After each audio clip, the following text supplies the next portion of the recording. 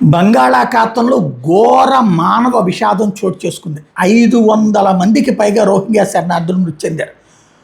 మయన్మార్లోని Rakhine రాష్ట్రం నుంచి అక్కడ బ్రతకలేని పరిస్థితుల్లో భద్రత కోసం అంటూ బయటకు వచ్చి ఆశ్రయం కోసం, మెరుగైన జీవితం కోసం సముద్ర మార్గంలో ప్రయాణిస్తున్న సందర్భంలో 2 పడవల్లో ఏదో ఒక దేశానికి వెళ్ళిపోవడానికి ప్రయత్నిస్తూ ఆ పడవల్లో సంఖ్య ఎక్కువైపోయి మునిగిపోవడంతో 500 మందికి పైగా రోహింగ్యా శరణార్థులు ప్రాణాలు కోల్పోయి ఉంటారని ఐక్యరాజ్య సమితి శరణార్థుల సంస్థ UNHCR, అంతర్జాతీయ వలసల సంస్థ IOM తీవ్ర ఆందోళన వ్యక్తం చేసింది.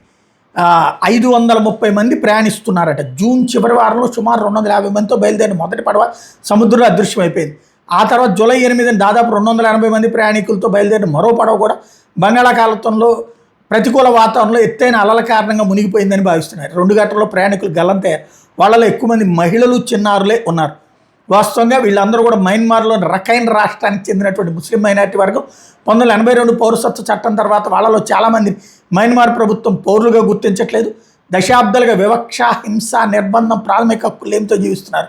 2017లో జరిగిన భారీ సైనిక చర్యల తర్వాత లక్షలాది మంది రోహింగ్యాలు ప్రాణాలు దక్కించుకోవడానికి బంగ్లాదేశ్లోని కాక్స్ బజార్ శరణార్థి శిబిరాలకు పారిపోయారు. ప్రస్తుతం అక్కడ 10 లక్షలకు పైగా రోహింగ్యాలు అత్యంత క్లిష్ట పరిస్థితుల్లో జీవిస్తున్నారు. శరణార్థి శిబిరాల్లో ఉపాధి లేకపోవడం, ఆహారం, వైద్యం, విద్య వంటి ప్రాథమిక సౌకర్యాల కొరత, అంతర్జాతీయ ఆర్థిక సాయం తగ్గిపోవడం మూలంగా అనేక మంది మలేషియా, ఇండోనేషియా లాంటి దేశాలకి చేరుకోవాలని ప్రమాదకర సముద్ర మార్గాన్ని ఎంచుకుంటున్నారు.